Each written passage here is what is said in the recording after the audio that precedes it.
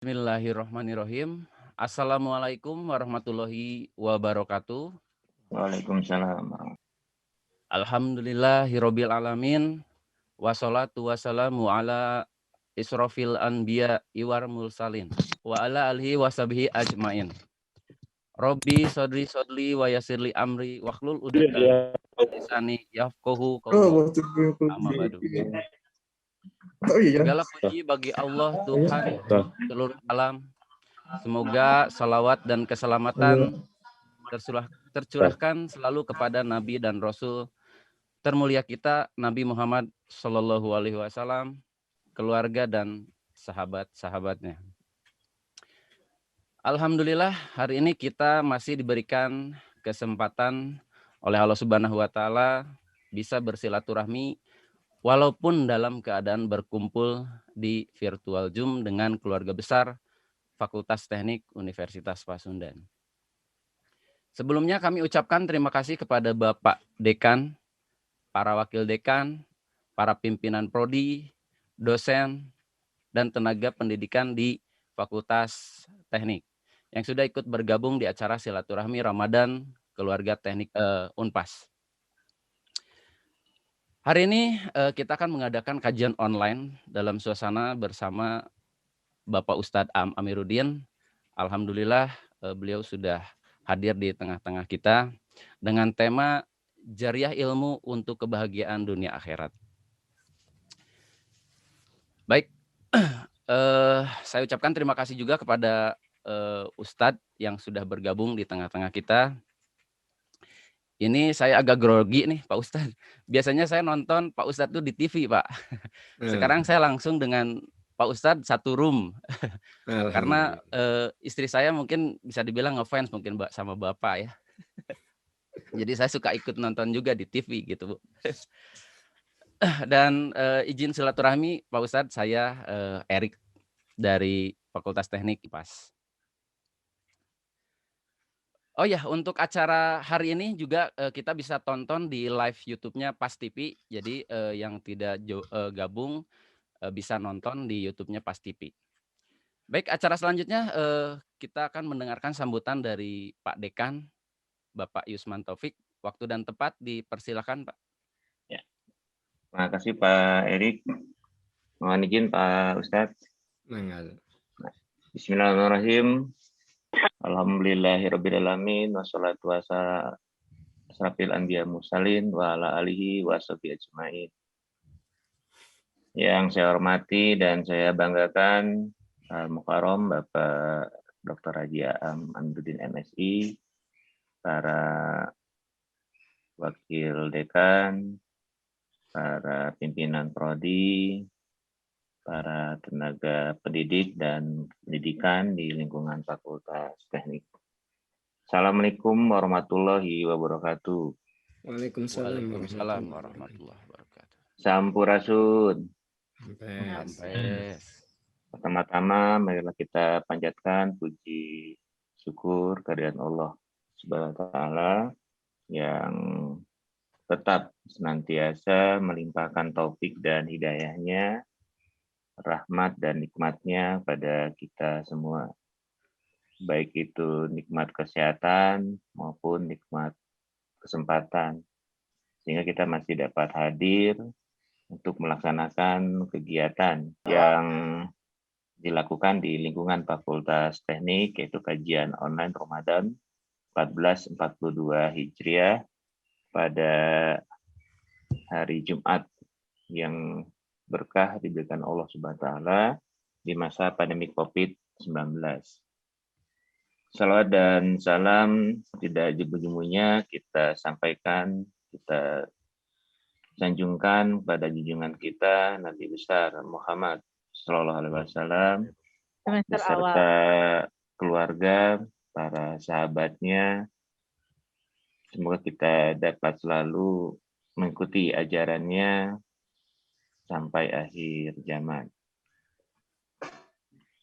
Pada kesempatan yang berbahagia ini, izinkan saya mengucapkan banyak terima kasih yang sebesar-besarnya pada Pak Ustadz Aam yang meluangkan waktu dalam kesibukan Pak Ustadz.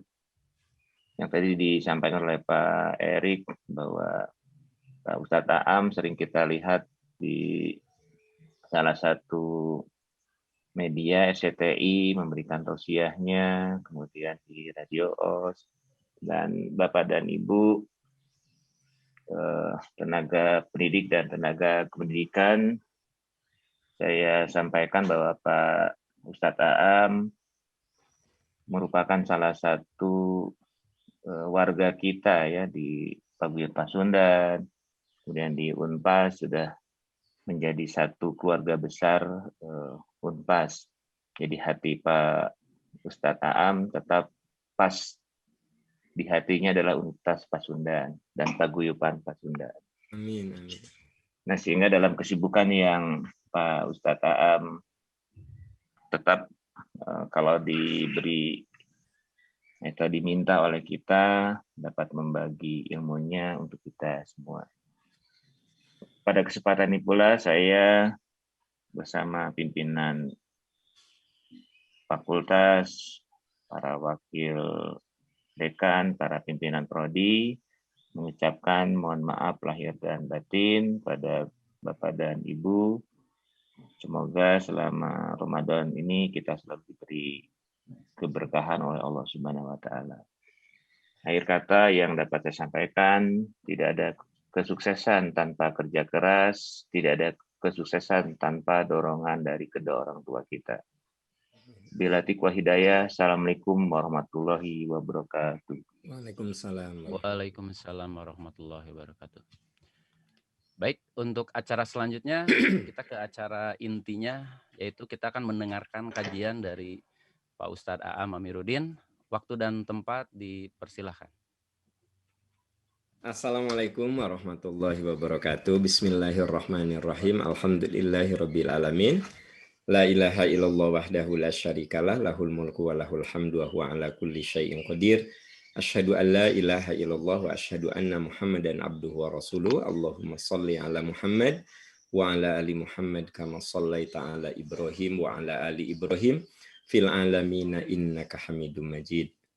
Yang saya hormati Bapak Dekan, Bapak Dr. Insinyur Yusman Taufik MP, beserta yang saya hormati para wakil dekan dan seluruh dosen, juga tenaga kependidikan. Intinya adalah seluruh keluarga besar yang ada khususnya di naungan Fakultas Teknik. Alhamdulillah dengan izin Allah Subhanahu wa taala, pagi ini kita semua oleh Allah masih diberi kesehatan, diberi umur, karena inilah modal yang utama. Nabi mengatakan manusia tidak akan mati sebelum seluruh rezekinya dihabiskan.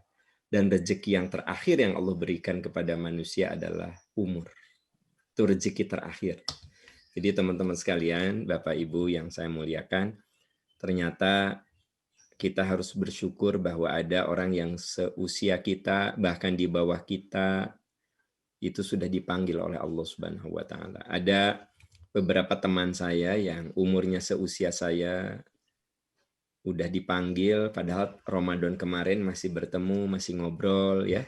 Sekarang sudah dipanggil oleh Allah Subhanahu wa taala. Makanya mari kita semua berjuang. Kita nawaitukan, kita kuatkan niat. Bagaimana kita menjadikan Ramadan ini menjadi Ramadan terindah, terbaik, terhebat, karena tak ada seorang pun yang bisa menjamin kalau Ramadan tahun ini masih bisa kita rasakan. Kita tidak ada seorang pun yang bisa jamin. Jadi usaha kita adalah bagaimana menjadikan ini adalah Ramadan terindah, terbaik, terhebat dalam seluruh perjalanan kehidupan kita. Bapak, Ibu, sahabat-sahabat yang Allah muliakan, kita akan membahas amal jariah untuk kebahagiaan dunia akhirat. Ini yang akan kita bahas insya Allah. Izinkan saya menyampaikan beberapa catatan supaya pembicaraan saya tidak ngelantur ke sana ke sini, lebih fokus kepada tema utama yang kita bahas. Bapak, Ibu, sahabat tercinta, Bapak, Ibu, kita semua yang hadir di sini adalah orang yang ditakdirkan oleh Allah bergerak di dunia pendidikan atau berkontribusi dalam pendidikan. Percayalah ke saya, inilah takdir terbaik yang Allah berikan kepada kita. Inilah takdir terbaik, ya. Boleh jadi ada di antara Bapak Ibu awal nama ada niat jadi dosen, ya, niatlah jadi dosen. Nah, kalau Pak Tantan kan dari awal sudah niat jadi dosen dari kuliah juga, oh enggak ya Pak ya? Nah kalau Pak Dekan kelihatannya dari awal kuliah aku mau jadi dosen. Tapi saya yakin yang hadir di sini ada yang tidak terbersit untuk jadi dosen, tapi sekarang jadi dosen. Kenapa coba? Berarti ada jalan hidup kita yang memang bukan pilihan kita. Ada garis takdir yang mengantarkan. Dan ketika kita berada di garis takdir ini, saya katakan inilah keberuntungan kita, teman-teman sekalian. Inilah keberuntungan kita. Sebab gampang kita mah. Tinggal luruskan hati, maka seluruh peluh keringat kita, kerja keras kita, begadang kita, sekiranya kita all out gitu, semuanya itu bagian dari jihad.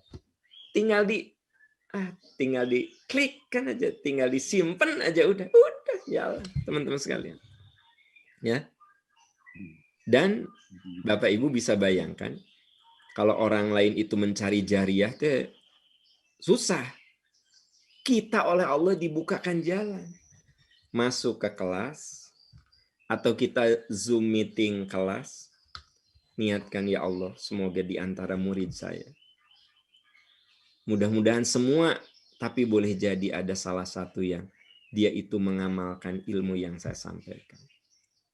Maka Bu, Pak, setelah jasad kita menyatu dengan tanah, jariah itu ngalir terus. Begitu.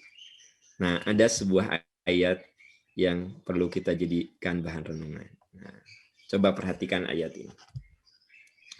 Surat At-Taubah 112, bisa dilihat ya. At-taibunal abidunal hamidun. A'udzubillahi minasyaitonir rajim.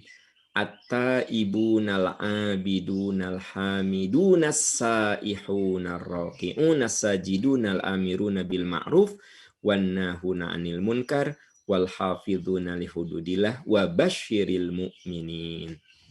Coba perhatikan di sini ada yang eksplisit kalimat as-saihun ya. Ini as-saihun. Jadi tiap hari kita bisa masuk dalam kategori as-saihun. At-taibun, mereka orang-orang yang bertobat. Al-abidun, orang-orang yang beribadah. Al-hamidun, yang selalu memuji Allah, berzikir, beristighfar. Ar-raqi'un, yang rajin menjaga sholatnya. As-sajidun, yang rajin menjaga sujud dan doanya.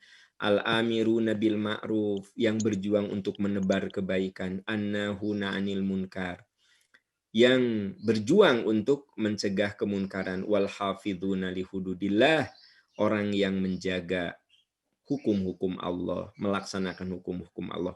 Wa basyiril mu'minin, beri kabar gembira orang-orang beriman. Bapak Ibu, seluruh yang hadir di sini itu masuk dalam kategori saihun, mengembara demi ilmu dan agama. Jadi ternyata Islam menempatkan saihun itu orang yang mengembara, mencari, berjuang untuk mendapatkan ilmu, menyebarkan ilmu, mencatat ilmu, termasuk juga teman-teman di tenaga kependidikan adalah untuk supaya berjalannya pendidikan, pengajaran dengan baik, maka semuanya terlibat sebagai as-saihun. Itulah sebabnya saya bilang, pertama yang harus kita syukuri, Allah memberi takdir yang baik, kita ini diberi garis takdir menjadi as-saihun. Orang yang masuk dalam kategori memperjuangkan ilmu.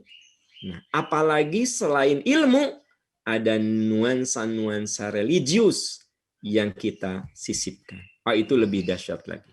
Nah, dikuatkan lagi Bapak Ibu, dengan hadis ini. Qala Nabi sallallahu alaihi wasallam, kun aliman au muta'alliman au mustami'an au muhibban wala takun khamisan fatahlika. Hadis riwayat Imam Baihaqi. Jadilah engkau orang berilmu, atau jadilah kalian penuntut ilmu, atau kalian jadilah orang yang senang mendengarkan ilmu, atau kalian menjadi penyuka ilmu. Jangan engkau menjadi orang kelima, yaitu orang yang tidak melakukan apapun. Kamu akan celaka. Saya yakin, seyakin-yakinnya, kalau kita bergerak di dunia pendidikan dan kependidikan, paling tidak kita bisa menjadi salah satu, menjadi orang yang berilmu, menjadi penuntut ilmu, ya, menjadi pendengar ilmu, menjadi pecinta ilmu.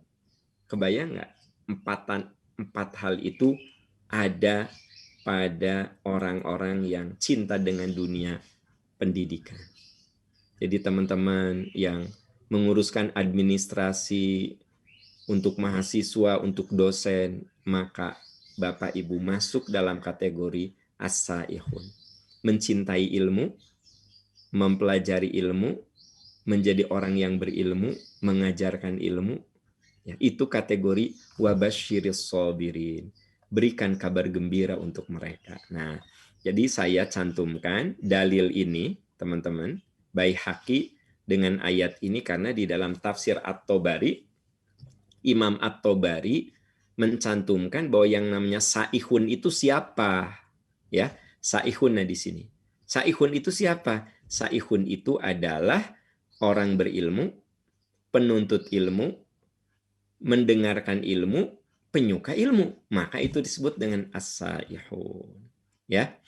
Nah, bagaimana karunia yang agung, yang hebat yang Allah titipkan pada kita ini bisa benar-benar dia menjadi kekuatan untuk membuat kita bahagia dunia akhirat.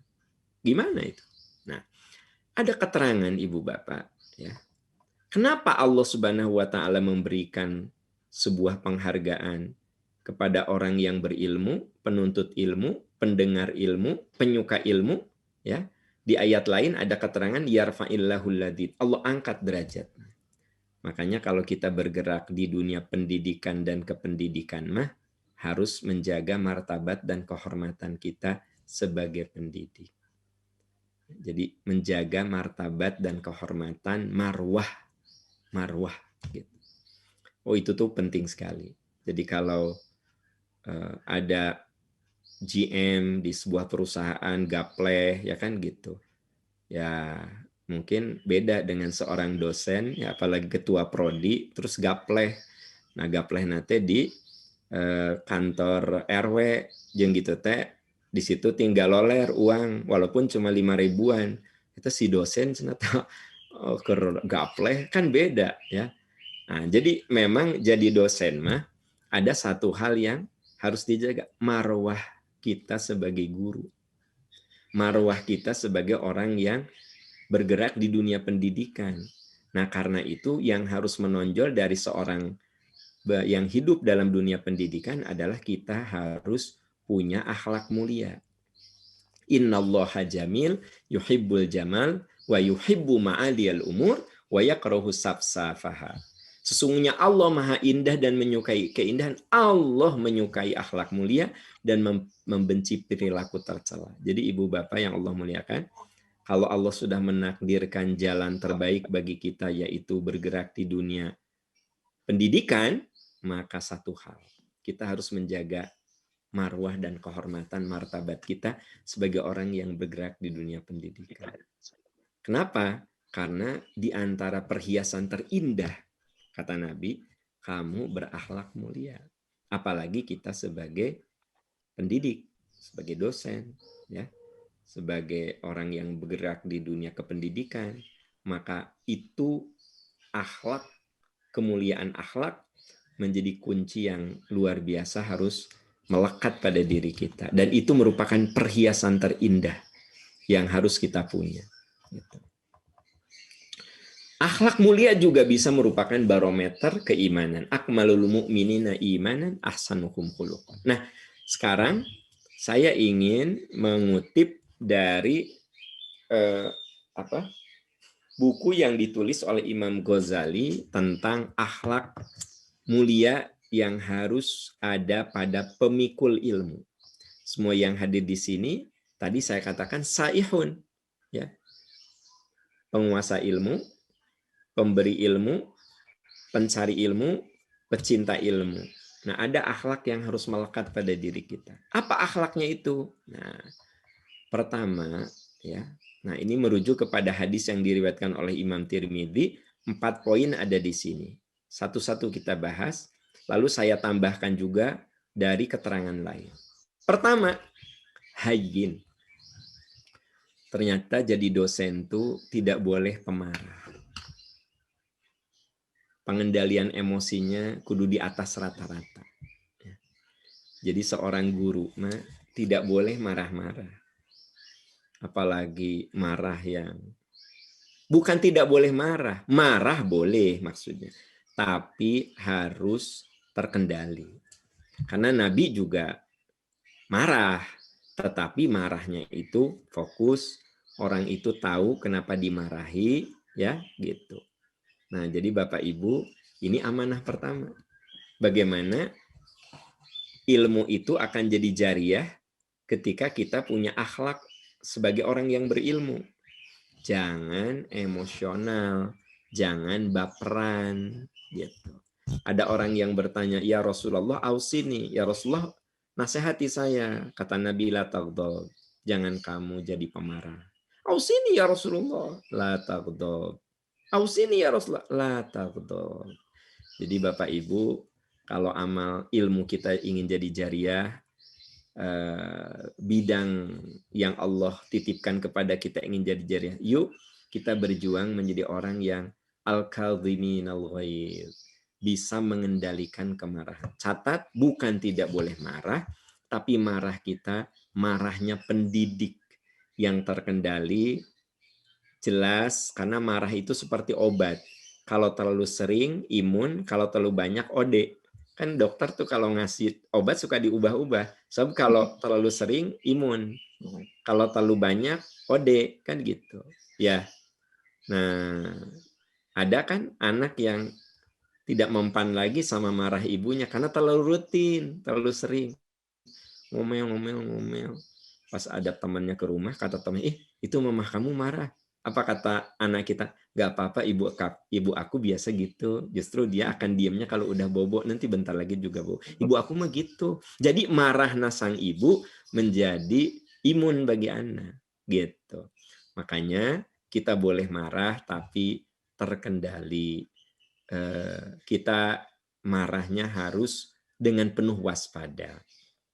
Yang kedua adalah layin, santun dalam tutur kata dan perbuatan. Santun dalam tutur kata dan perbuatan. Karena Nabi SAW ketika menegur orang tidak pernah menistakan orang itu. Bapak Ibu, ya, ada orang yang datang ke masjid terus pipis di masjid. Wah, sahabat mau mukulin, kata Nabi nggak usah. Kamu tahu nggak dia pipis di situ karena nggak tahu. Ya kalau tahu masa pipis di masjid. Nah itu kan begitu. Dan ketika orang itu selesai pipis, tidak oleh Nabi dimarahin. Nabi cuma mengatakan, ini masjid, tempat ibadah. Nanti kalau mau pipis jangan di sini ya, di luar masjid. Lalu Nabi minta kepada sahabat untuk menyiramkan air ke tempat pipisnya itu. Selesai. Dan Nabi tidak membahas di ceramahnya. Berarti sangat menjaga kehormatan orang itu. Nah, Bapak Ibu, kebiasaan dosen atau jadi guru yang mempermalukan mahasiswa di depan mahasiswa lain tampaknya tidak boleh kita lakukan. Mungkin ada saat kita memanggilnya dan kita menasehatinya secara private, boleh jadi itu akan lebih efektif daripada kita mempermalukan dia di depan teman-temannya. Ini apa? Saya lagi cerita akhlak yang harus ada pada seorang as-saihun, seorang penguasa ilmu, pemberi ilmu, pembelajar, pecinta ilmu. Nah, itu. Santun dalam tutur kata dan perbuatan. Ada satu contoh lagi. Ada orang yang miskin banget, melarat banget. Kata Nabi, kenapa kamu mengalami ini? Orang itu mengatakan, ya Rasulullah, saya mengalami ini karena doa saya. Jadi ada orang melaratnya luar biasa. Saking melaratnya mengundang perhatian Rasul. Jadi memang kalau ingin menarik perhatian itu kudu ekstrim. Mun miskin, miskin banget. Mun kaya, kaya banget. Makanya kita hafal mahasiswa nu pinter-pinter banget atau nu bodoh-bodoh banget. Kan gitu. Nu rata-rata, tengah-tengah kita tuh suka nggak hafal ke mahasiswa seperti itu. Nah, teman-teman sekalian, orang ini miskinnya luar biasa. Kata Nabi, kenapa kamu mengalami kondisi ini? Orang itu mengatakan, ya Rasulullah, ini karena doa saya. Kata Nabi, emang kamu suka berdoa apa? Saya selalu berdoa gini, ya Allah, beri saya kemelaratan dunia. Ya Allah, jadikan seorang yang paling melarat. Dan jadikan, ya Allah, kemelaratan ini menjadi sarana saya dapat bahagia akhirat. Jadi artinya gini, dia minta disangsarakan di dunia, dan dia minta bahagia di akhirat. Mendengar jawaban itu, apakah Nabi menistakan doa orang itu? Nabi cuma mengatakan begini, maukah aku tunjukkan doa yang lebih bagus dari itu? Coba kamu baca saja doa yang ini. Wa minhum may yaqulu rabbana atina fid dunya hasanah wa fil akhirati hasanah wa qina adzaban. Nabi tidak mengatakan, ya Allah, ari kamu meni bodoh-bodoh banget atuh jeung menta sangsara di dunia. Naon sih? Jaga omongan nu alus deui. Minta sangsara di dunia, minta bahagia di dunia. Nabi sama sekali tidak mengeritik, tapi Nabi memberikan solusinya. Alangkah bagus kalau kamu doa. Ini kan bagian dari lain, saudara-saudara sekalian. Makanya Bapak Ibu bisa baca nanti di Ali Imran di sini nih, ya, di sini. Nah, Ali Imran di sini betapa Allah sampai memberikan pujian kepada Nabi. Fabima rahmati minallahi lintalahum. Karena rahmat Allah kamu lembut, santun, tutur kata kamu kepada orang lain. Jadi kesantunan itu harus menjadi bagian dari akhlak kita sebagai pendidik kalau ilmu kita ingin jadi jariah. Qorib. Qorib itu omongan kita menyejukkan, ramah, ya kan gitu. Tidak sangar begitu. Karena guru yang hebat itu bukan yang ditakuti, ya, tetapi yang dijadikan teman oleh mahasiswanya. Jadi mahasiswa itu nyaman aja diskusi. Nah, Bapak Ibu, sahabat yang Allah muliakan, ini yang disebut dengan qorib. Gitu. Kata Nabi, la tahqironna minal ma'rufi syai'an walau antalqa akhaka biwajhin talqin. Kamu jangan menyepelekan kebaikan, walaupun kamu hanya menunjukkan keramahan. Nah, yang keempat, sahal, mempermudah urusan orang lain. Yassiru wala tu'assiru, basyiru wala tunaffiru. Kata Nabi, jadilah orang yang mempermudah urusan orang lain. Jadi kita tuh tipenya bukan mempersulit, tapi bukan berarti melanggar peraturan. Bukan berarti melanggar pakem-pakem ilmu, bukan. Gitu. Tetap peraturan harus ditegakkan. Pakem-pakem yang ada di dalam ilmu harus kita pegang teguh. Tapi ada hal-hal yang non-akademik yang tentu saja itu tidak harus kita mempersulit orang. Selama itu tidak melanggar peraturan. Itulah yang dikatakan oleh yassiru, permudah. Basyiru, beri oleh kamu kabar gembira.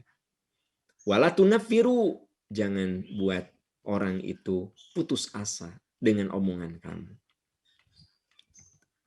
Bapak Ibu yang Allah muliakan, nah, bapak-bapak ini juga perlu dipakai di rumah tangga. Jadi bikin istri kita senang. Mama, pulang dari mana? Dari salon. Pantesan nih gelis ya mama. Gitu. Puji, Pak. Mulai, mah, di mana? Di salon. Hah? Di salon? Nah, asa beda. So, kadang asa anger. Rumah cek papa mah. Sabaraha ka salon mah? 500.000. Mendingan beli beas 3 karung atuh. Daripada ka salon tapi rumah. Nah, kan itu membuat boleh jadi istri kita jadi tidak semangat untuk merawat diri. Jadi ada ucapan yang membuat mereka itu termotivasi. Basyiru wala tunaffiru. Kemudian yang kelima, Bapak Ibu bisa dilihat dalilnya nih. Inna ahabbakum ilayya ahasinukum akhlaqan al-muwatta'una aknafa alladzina ya'lafuna wa yu'lafun. Orang yang paling aku cintai adalah orang yang memiliki akhlak mulia, berjiwa lapang, mudah menerima dan diterima orang lain. Jadi di situ ada kata-kata orang yang jiwanya itu lapang. Hatinya itu seluas samudra, seputih salju, seindah mutiara. Kata anak sekarang, shine bright like a diamond. Wah, shine bright. Ya kan? Gitu. Jadi orang nanti henteu baperan, berlapang hati, ya. Nah, itu kan gambaran seorang guru harus begitu. Gambaran seorang dosen. Jadi saya cerita, Pak, Bu, Bapak, Ibu, Anda bisa baca buku Ihya Ulumuddin yang ditulis oleh Imam Al-Ghazali tentang akhlak as-saihun. Tadi yang di atas dibahas, as-saihun. Akhlaknya itu salah satunya adalah harus menjadi orang yang lapang hati. Mungkin ada mahasiswa yang ketika bertanya kesannya seperti melecehkan kita. Mungkin ada mahasiswa yang bertanya kesannya menghinakan kita. Nah, kita sebagai dosen, menurut Imam Ghazali, sebagai guru, harus lapang hati. Ya, kita anggap bahwa itu karena anak belum mengerti bagaimana sopan santun. Gitu. Karena boleh jadi ada yang malah sebelum menjawab, marah-marahin dulu anak. Pertanyaan kamu bagus, tapi kamu nggak sopan ya ngomong kayak begitu. Nah, tentu Bapak Ibu yang Allah muliakan, kalau orang yang dikatakan oleh Nabi adalah orang yang namanya itu muwatta'un, berjiwa lapang, mudah menerima, mudah diterima, ya kan? Mungkin bahasa sekarangnya itu berjiwa lapang dan orangnya itu empati, ya, sangat empatik. Nah, yang berikutnya Ibu Bapak adalah dermawan. Innallaha karim yuhibbul karam wa ma'aliyal akhlak. Sesungguhnya Allah Maha Pemurah, Allah menyukai kedermawanan dan akhlak mulia. Yang dimaksud kedermawanan di sini tentu saja kedermawanan waktu, kedermawanan ilmu, kedermawanan pikiran, kedermawanan tenaga, apa saja. Jadi kita itu termasuk menjadi orang yang senang membantu orang lain. Jadi kedermawanan itu harus menjadi bagian yang melekat pada orang-orang yang ilmunya ingin jadi jariah. Jadi kenapa ilmu itu jadi jariah? Tidak ilmu semata ilmu, tidak. Tapi ilmu yang disampaikan oleh orang-orang yang punya akhlak sebagai seorang yang berilmu. Saya tadi katakan, menjadi orang berilmu itu sebuah karunia. Bergerak di dunia pendidikan itu suatu karunia. Tetapi di balik karunia itu ada amanah. Bagaimana ilmu kita ini menjadi berkah, bagaimana ilmu kita ini menjadi jariah, tentu kita harus memiliki kriteria-kriteria akhlak yang layak disandang, yang layak dimiliki, yang harus dimiliki oleh as-saihun tadi. Orang yang berilmu, orang yang mencintai ilmu, orang yang mengajarkan ilmu, orang yang mencintai ilmu, orang yang menyebarkan ilmu. Nah, akhlak-akhlak ini harus melekat pada mereka. Yang keenam, jujur. Alaikum bisidqi fa inna sidqa yahdi ilal birri wa innal birra yahdi ilal jannah. Kalau ini tentu saja sudah harus melekat, ya.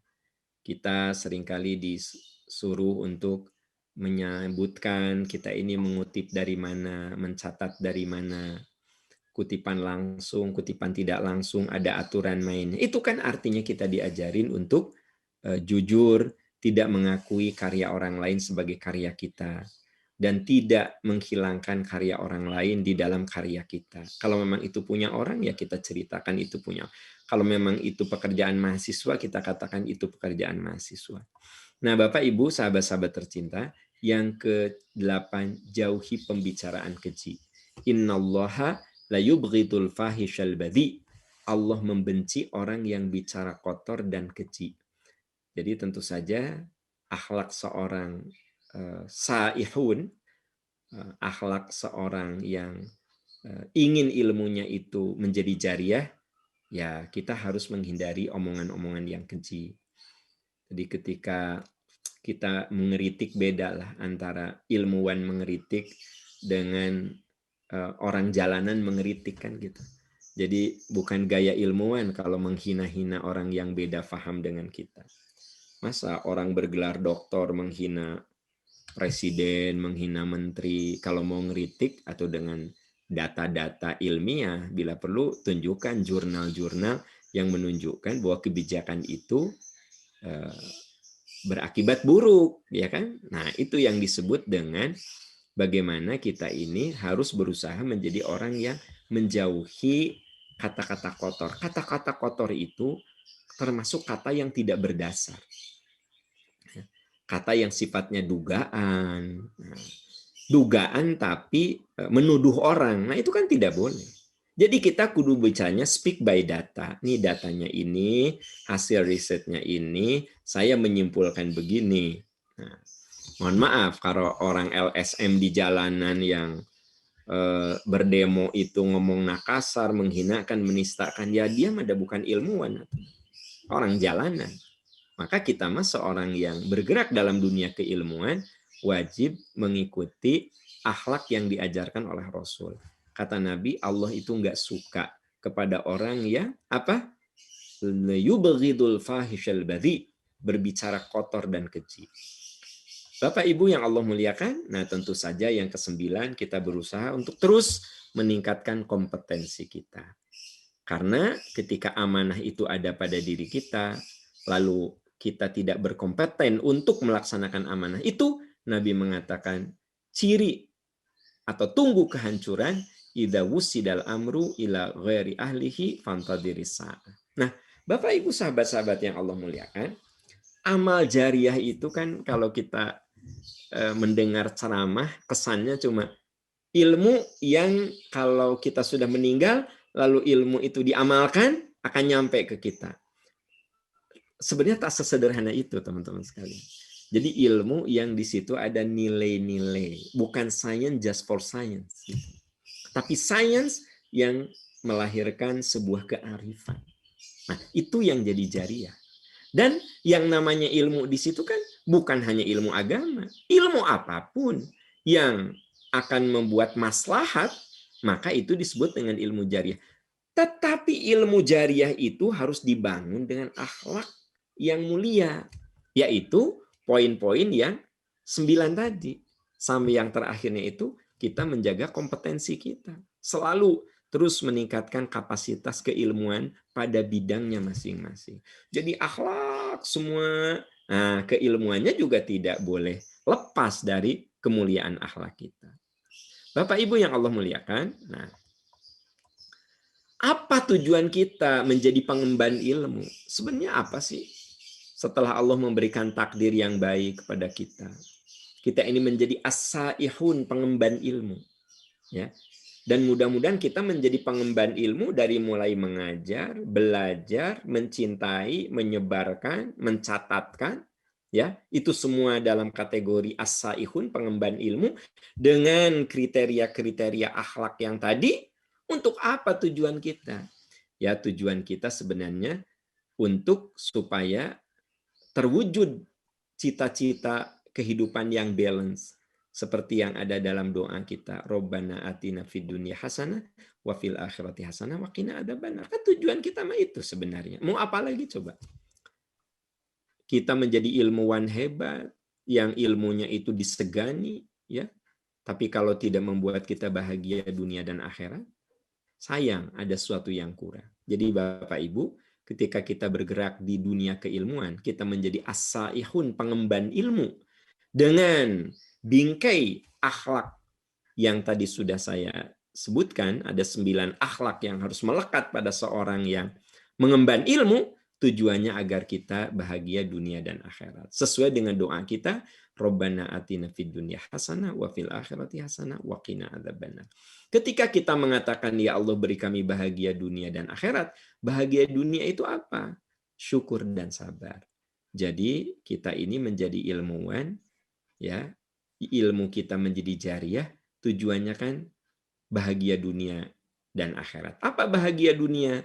Kita punya jiwa syukur dan sabar. Kita punya pasangan hidup yang soleh dan anak-anak yang soleh.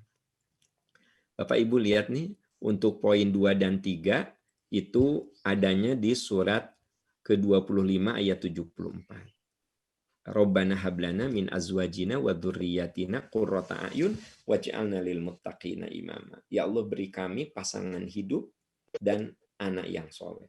Jadi jiwa syukur dan sabar, kita ini bahagia bukan karena apa yang ada di genggaman kita. Kita bahagia itu karena apa yang ada di hati kita. Makanya bagaimana kita menjadikan ilmu yang menjadi jariah itu membuat kita bisa bahagia dunia. Kita jadi punya jiwa syukur dan sabar, keluarga kita soleh, anak-anak kita soleh, sahabat kita soleh.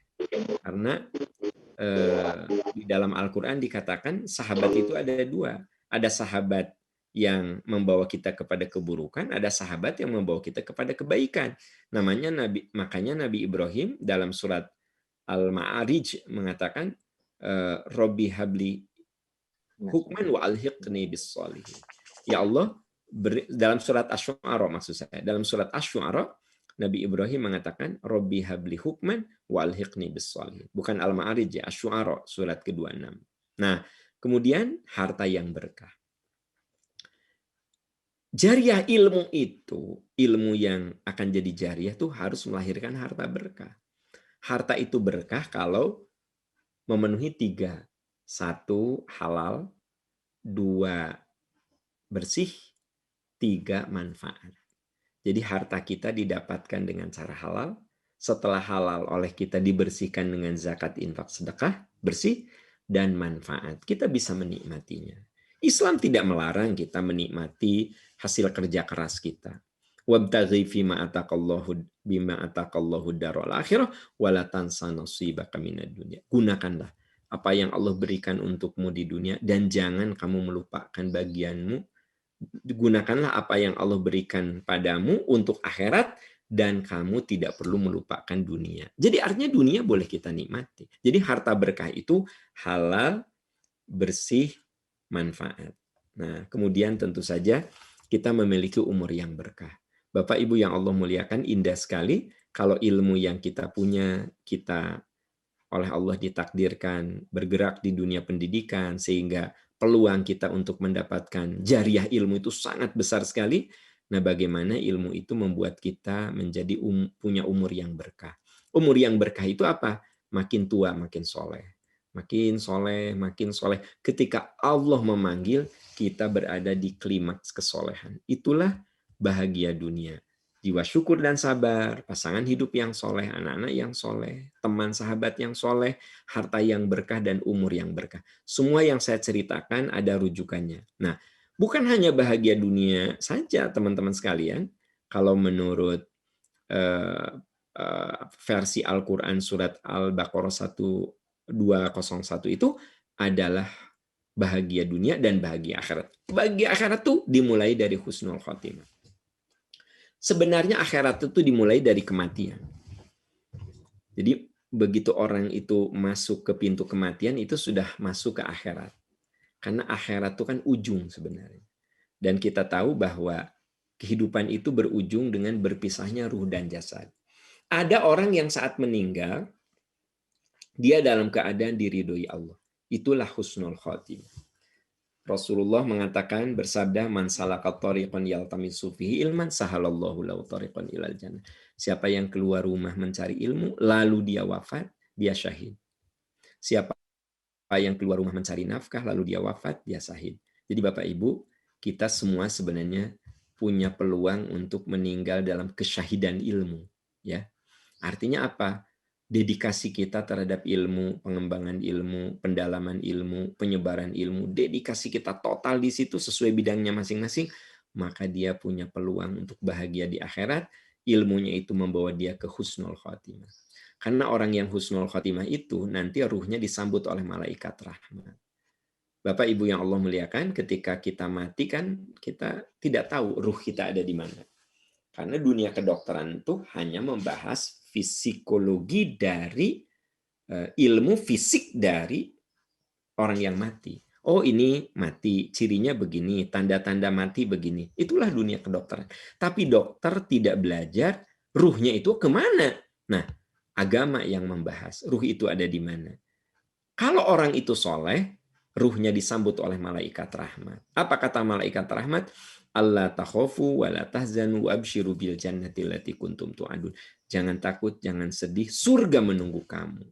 Nah, makanya karena surga menunggu kamu, nam solihan, tidur kamu yang tenang.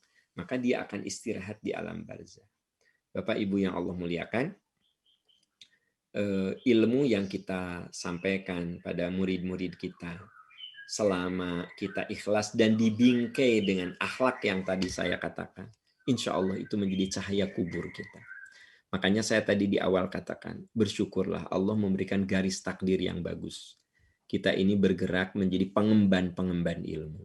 Karena peluang untuk berbahagia di alam barzah itu, mendapat cahaya kubur melalui amal jariah itu sangat besar sekali. Nah, ketika di alam kubur mendapatkan ketenangan, istirahat, ketika dibangunkan oleh Allah, kita mendapatkan ampunan dan surga. Yaghfir lakum dzunubakum wa yudkhilkum jannatin tajri min tahtihal anharu wa masakin thayyibatan fi jannati adn. Surat ke-61 ayat 12.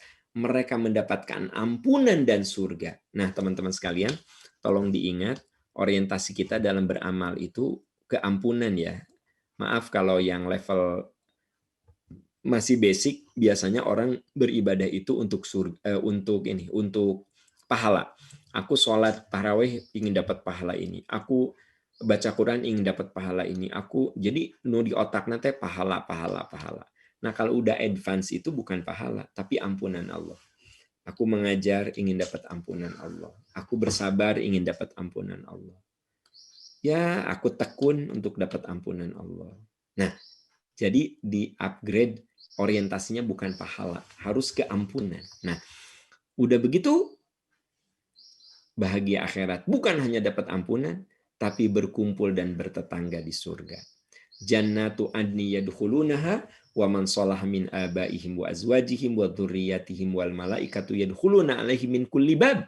Mereka masuk ke dalam surga bertemu dengan orang-orang soleh dari nenek moyang mereka, pasangan hidup mereka, anak cucu mereka, dan malaikat masuk ke dalam pintu-pintu surga. Apa kata malaikat? Salamun alaikum bima sabartum. Selamat, kalian bisa masuk surga karena kalian bersabar waktu menjalani hidup. Dan yang terakhir, dibingkai dengan ridho Allah. Coba teman-teman sekalian, Bapak Ibu yang saya muliakan, guru-guru saya yang hadir di sini, coba kriteria bahagia akhirat itu dari mulai husnul khotimah, kemudian rohnya disambut oleh malaikat rahmat, rohnya diistirahatkan di alam barzah, ketika dibangkitkan mendapatkan ampunan dan surga, di dalam surga berkumpul dengan orang-orang yang kita sayang, dan terakhir adalah radhiyallahu anhum wa radun. Allah ridho terhadap mereka. Jadi ridho Allah itu lebih mahal dari surga. Coba Anda lihat dalam surat Al-Bayyinah, innalladzina amanu wa amilus solihati ulaika hum khairul bariyah. Orang yang beriman dan beramal soleh itulah sebaik-baik makhluk. Jaza'u ulaika innalladzina amanu wa amilus solihati ulaikum khairul bariyah jazauhum inda rabbihim jannatu adin. Balasan mereka itu surga Aden. Khalidina fiha, kekal di dalamnya. Baru ada bingkainya. Radhiyallahu anhum wa radu'an dzalika liman khasyia rabbah. Sahabat-sahabat yang Allah muliakan. Menjadi pengemban ilmu adalah amanah terindah yang Allah berikan. Jadikan amanah ilmu menjadi pembuka jariah menuju bahagia dunia dan akhirat. Sekali lagi, para pengemban ilmu yang hadir di hadapan saya.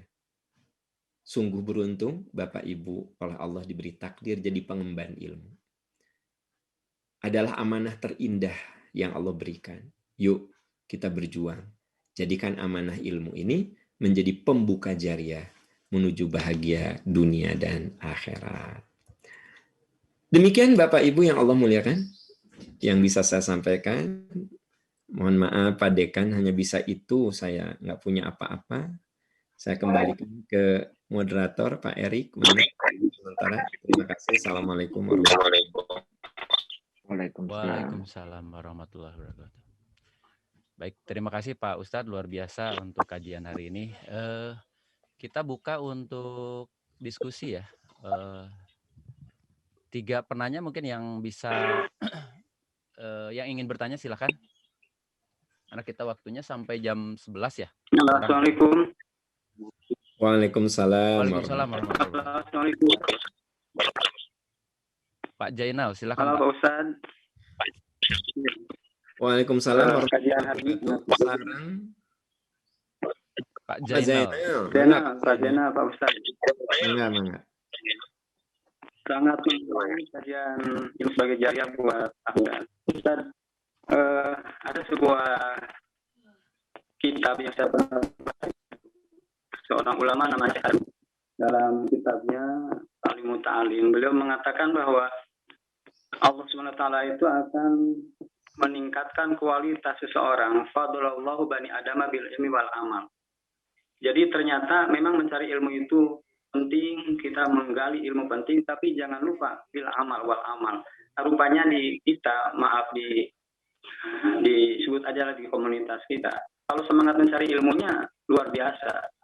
Banyak yang sudah doktor, tapi ketika adaptasinya itu masih sebut aja lah masih kurang. Misalnya kesadaran berjamaah, kesadaran kedermawanan, berbagi itu masih kita ya Pak Ustadz.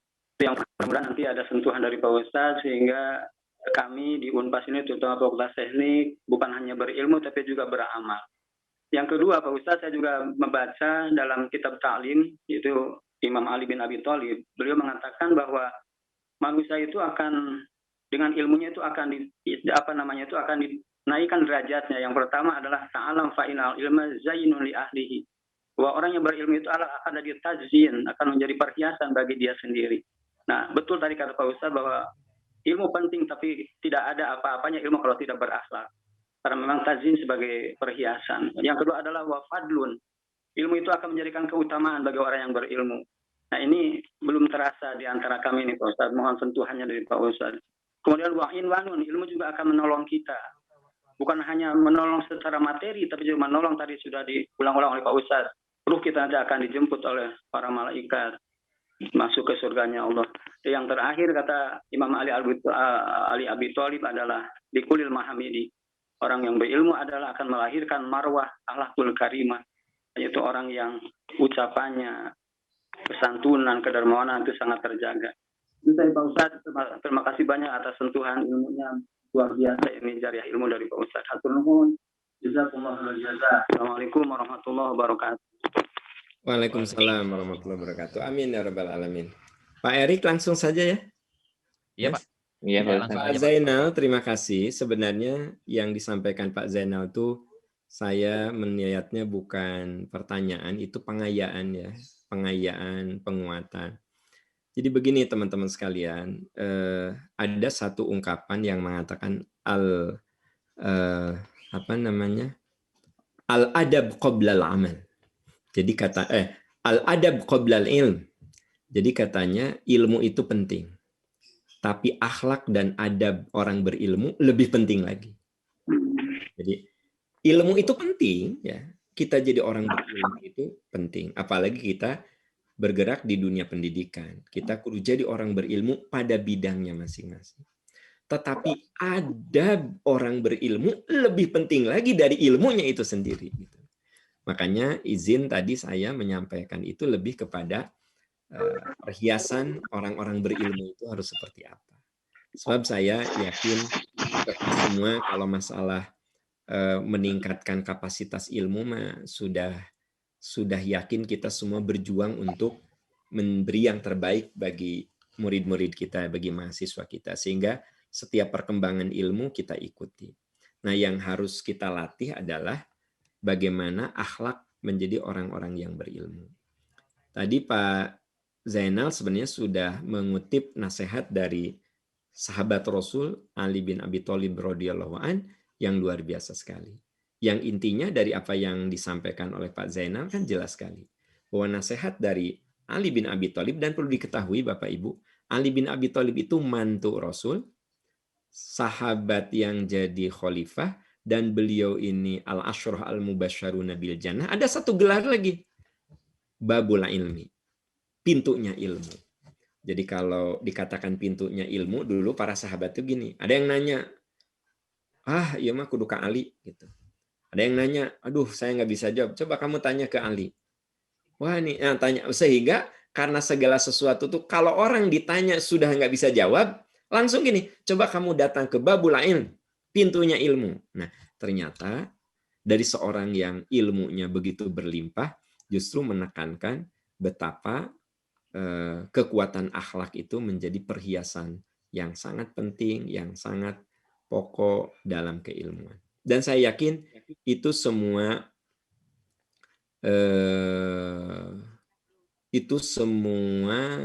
bisa dilaksanakan, dijalani dengan proses. Semuanya dengan proses.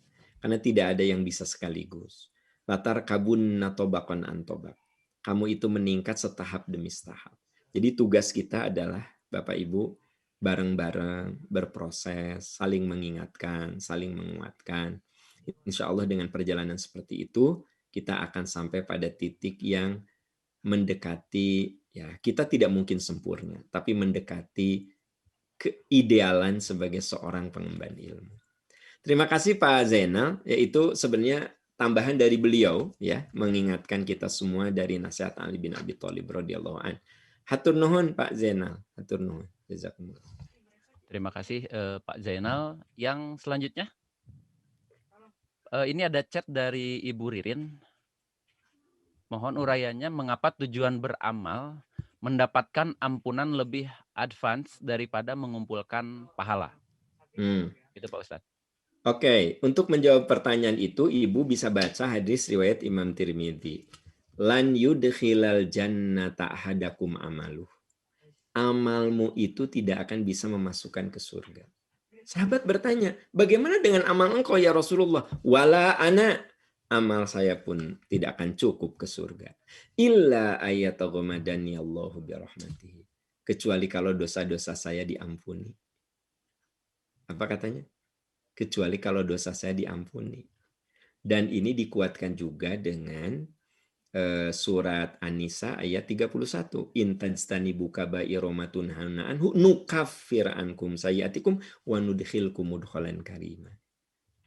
Kalau kamu menjauhi dosa, aku ampuni, aku masukkan kamu ke dalam surga. Sok teman-teman cek ya. Yang dijamin masuk surga mah yang diampuni dosanya. Gitu. Makanya saya katakan, Pak Am salah ente. Saya beramal karena ingin pahala. Ente salah. Nggak salah.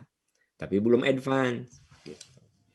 Jadi masih kudu harus diiming-imingi jika budak iya geningan anu keur diajar puasa. So, puasa. Engke ku mama dikasih kayak HP-nya digentosnya. Puasa apa? Engke dibeliin motor. Nah, maaf. Jadi level kita tuh baru level iming-iming. Salah henteu, berarti levelna kakareta gitu. Nah, beda lagi dengan orang yang saya mah ande sholat itu tidak berpahala, tak masalah saya. Nu penting dosa saya diampuni. Ande puasa itu tidak diberi pahala oleh Allah, saya nggak masalah, saya akan puasa asal dosa saya diampuni. Nah gitu. Jadi Bu, Pak, saya katakan tidak salah kalau orang beribadah, sholat duha, tahajud, baca Quran, diudag-udag teh pahala. Salah henteu? Telepat. Tapi kalau kita melihat pembacaan terhadap ayat-ayat Quran, ternyata yang membuat kita masuk surga, tadi yang eksplisit, surat As-Saff ayat 12, surat An-Nisa ayat 31, ya kan gitu. Hadis riwayat Imam Tirmidzi jelas, yaghfir lakum dzunubakum. Allah mengampuni kesalahanmu, wa yudkhilkum. Allah masukkan kamu ke dalam surga.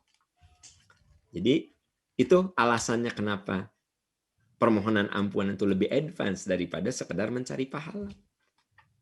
Gitu. Wallahu a'lam bishawab. Gitu Pak Erik. Baik, terima kasih Pak Ustadz. Satu lagi mungkin penanya ya.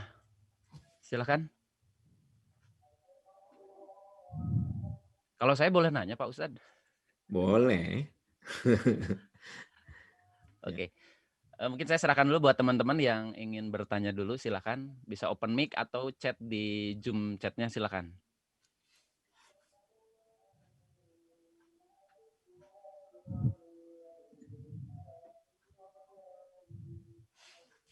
Kalau pertanyaannya di luar materi hari ini boleh Pak Ustadz?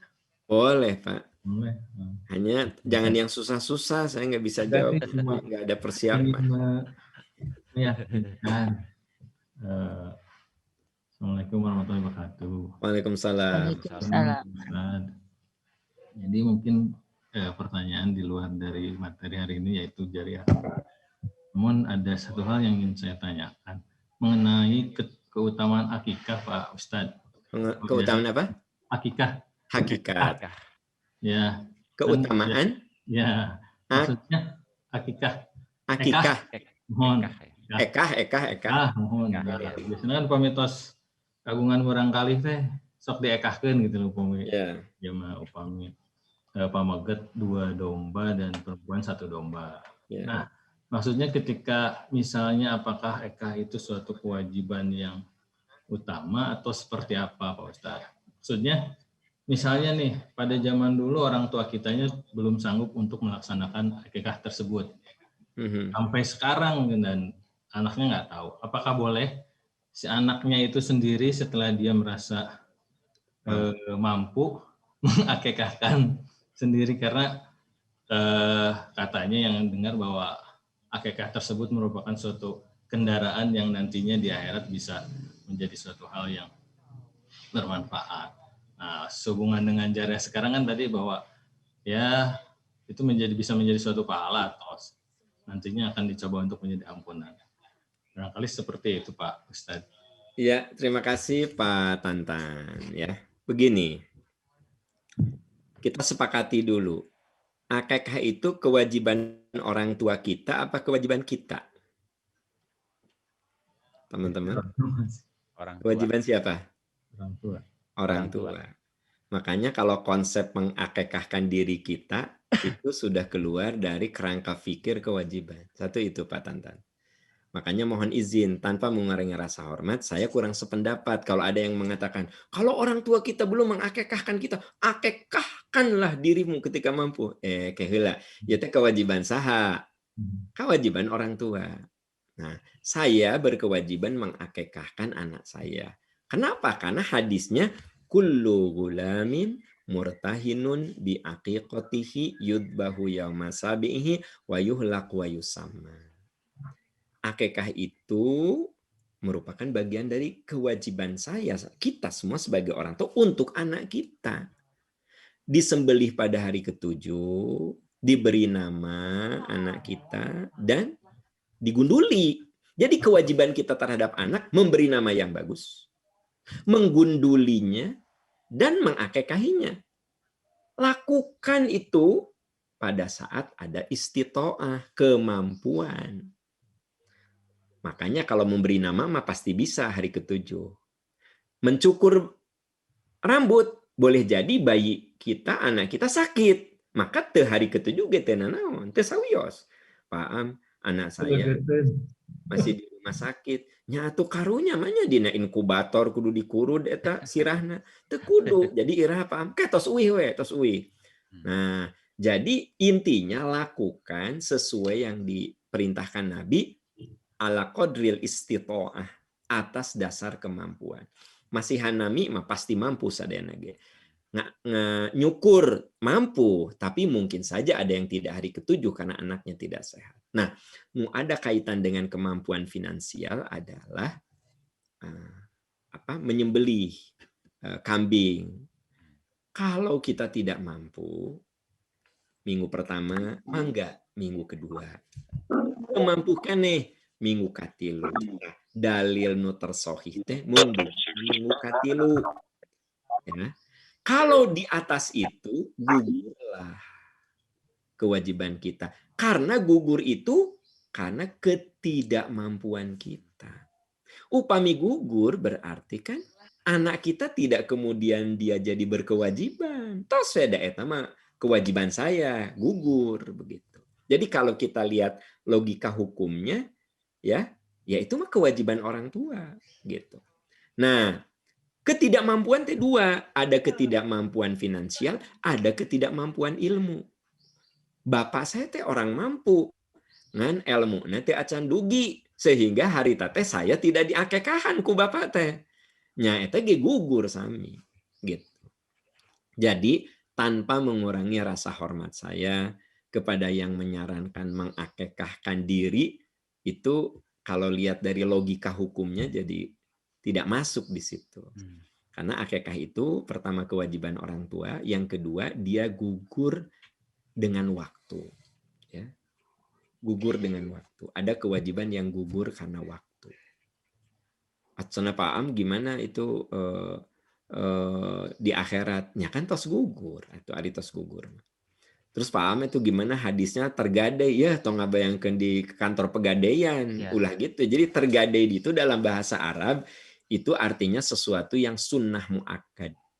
Kan begini Bu Pak, bahasa hukum itu kan bukan bahasa yang bahasanya gini. Murtahinun, jadi kabayang eta kantor pegadaian. Jadi orang timureunana digadekeun keneh tah. Ya kan gitu sehingga teu asup surga dan digadekeun keneh. Nah, jangan dibayangkan gade kantor pegadaian, tapi tergade di situ maksudnya sebuah sunnah muakkadah.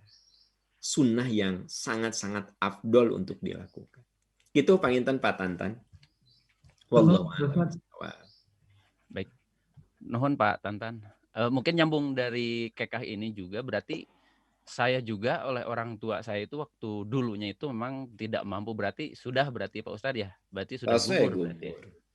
Tidak menjadi dosa orang tuanya ya Pak Ustadz. Tidak dosa kan tos gugur karena beliau karena tidak tahu, bisa tidak tahu karena atau tidak mampu secara finansial. Nah, kita bagaimana? Tosnya orang mengalaksanakan tos jadi kewajiban orang upami aya rezeki sumping waktu Idul Adha, sok Idul Adha orang. Tadi kita teh kadang-kadang punten ada panitia yang kieu ari bapak tos akekah teh acan. Ulah waka kurban akekah heula kangge bapak. Nah, itu teh juga tidak ada dalil, Pak.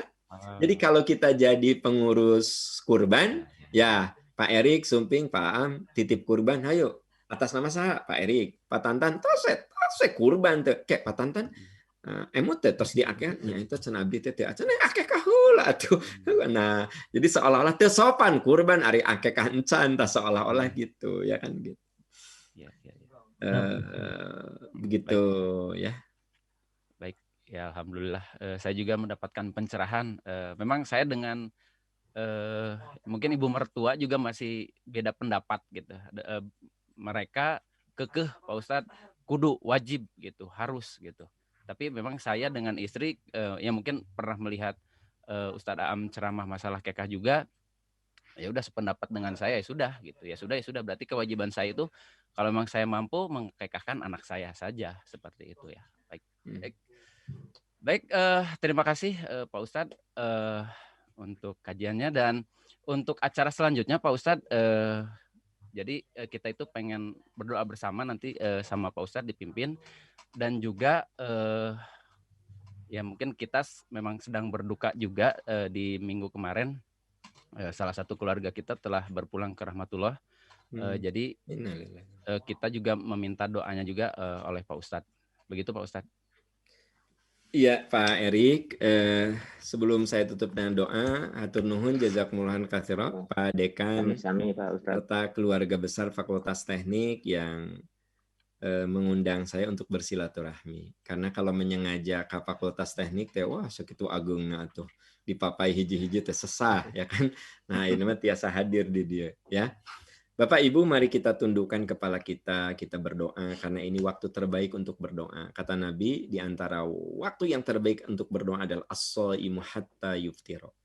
orang yang berpuasa hingga berbuka. Dan sekalian kita doakan ada di antara saudara kita, keluarga besar Fakultas Teknik ya, yang berpulang ya pada Allah. Kita juga ikut mendoakan.